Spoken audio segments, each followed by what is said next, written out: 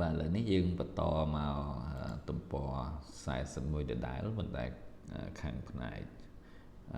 សន្ទនាគឺ now let's respond to good or bad news ឥឡូវនេះចូលយើងឆ្លើយតបទៅនឹងព័ត៌មានល្អឬក៏ព័ត៌មានមិនល្អយើងមាន conversation model គំរូសន្ទនា I have some good news ខ្ញុំមានដំណឹងល្អមួយចំនួន My brother Tom is getting married បងប្អូនប្រុសរបស់ខ្ញុំឈ្មោះ Tom នឹងរៀបការហើយ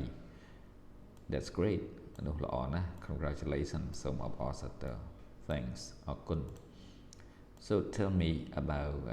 his fiancé ចូលប្រាប់ខ្ញុំអំពីគូដណ្ដឹងរបស់គាត់បន្តិចមក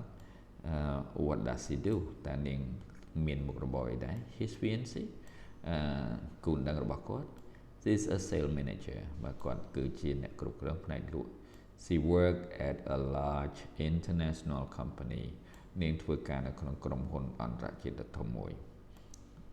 Bad news ជំនួសព័ត៌មានមិនល្អវិញ I have some bad news ខ្ញុំមានព័ត៌មានមិនល្អមួយចំនួន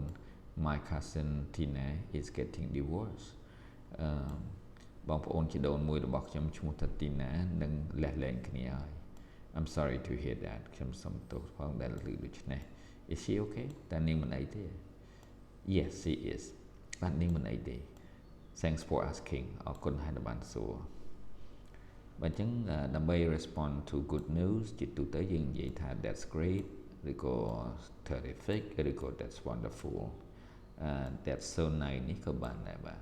ចំណែកនៅពេលដែលយើងឆ្លើយតបទៅនឹង bad news យើងប្រើផ្សេងបាទខាងក្រោមនេះឯង